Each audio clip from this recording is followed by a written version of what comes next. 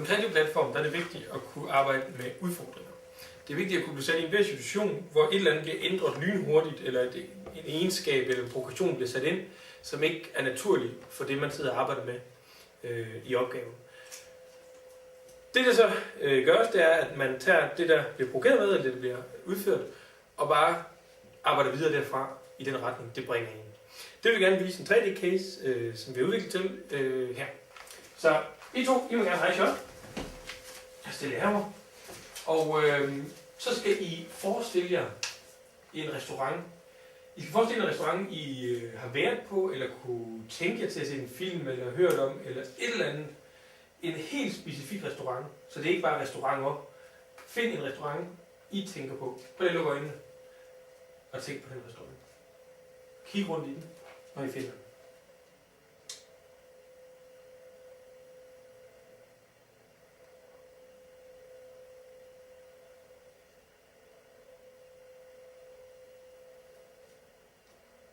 Ja. Så den er to, der har længst hår. Ja. Den tager jeg. Fortæller lige på 10 sekunder om den restaurant til den anden. Værsgo. Det er sådan en ret lækker restaurant, hvor der er nogle dejlige omgivelser. Og der er noget rigtig god mad. Og en fornem servering faktisk. Hvad? En meget oplagt, eller hvad skal man sige, god servering. Ja. Der er nogle gode råvarer med. Ja, tak. Den restaurant, du tænker på, fortæl den til den anden. Jeg forestiller mig sådan en lille hyggelig restaurant ude i en skov, som er super idyllisk og hyggelig med rigtig gode råvarer og virkelig, virkelig økologisk god mad. Pandekagehus. Et slags pandekagehus, ja, men hvor de også serverer andet end pandekager. Ja. Godt, så stop. Nu slår I 3 gange sten, saks, papir. Ja. Og I lægger mærke til, hvem der vinder ud af de 3. Okay. Værsgo. 1, 2, 3. Nu, ikke? 1, 2, 3. Det gør jeg. Godt. Den, der vandt, det er det koncept, I to har at arbejde med. Okay. Så den, du fortalte om, Ja. er den, I har. Nu får I så et minut til at skrive de vigtigste egenskaber ved den restaurant, som I har valgt at arbejde videre. Og I skriver 1 egenskab per guldsæde. Ja. Værsgo. Det var noget med noget hygge. Beliggenhed.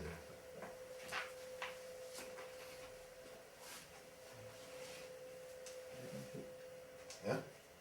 Og så er der gode råvarer. Gode råvarer, ja.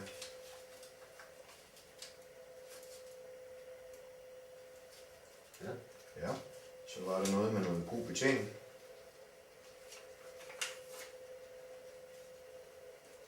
Ja. Så må der være kundegrundlag. Det må også være vigtigt. Ja. Kundegrundlag, ja.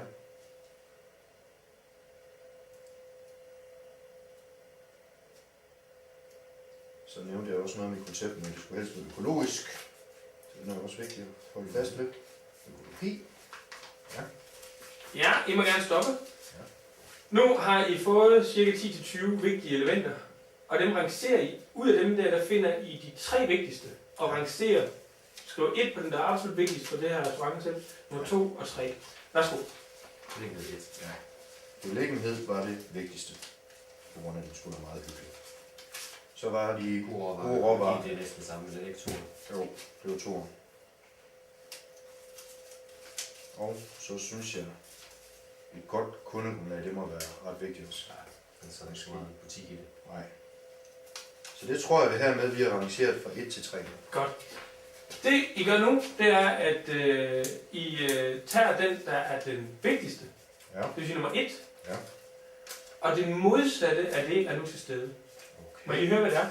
Det er beliggenhed. Okay. Det vil sige, at I har en elendig beliggenhed. I ligger simpelthen forfærdeligt sted. Det kan være, at det er langt ude på en ø, hvor der ikke bor nogen mennesker, eller det kan være på en losseplads. Ja.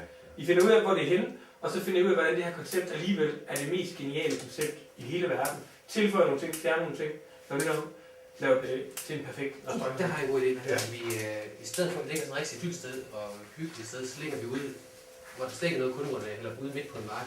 Ja. Hvor der lugter faktisk også lidt af gylde og sådan noget. Det er faktisk ikke særlig hyggeligt. Fordi så kan man få fortalt hele historien om, hvordan maden kommer, og du er i kontakt med de ting, hvor det kommer fra. Virkelig det økologiske, på det gennemslag.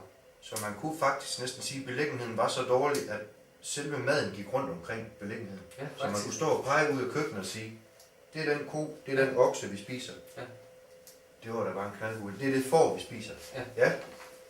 Det vil sige, vi laver faktisk så et koncept på grund af den dårlige beliggenhed, der er, hvor vi virkelig kan præsentere kunderne for råvaren helt fra starten. Du laver faktisk... Ja, tak skal I have. I må gerne sætte jer igen. Ja. Det er sådan en træningscase til, hvordan man træner folk i, at enhver progression, der kommer ind fra højre eller venstre, fra samfundet, fra chefen, fra en konkurrent eller lignende, kan bruges positivt til at udvikle et koncept endnu bedre.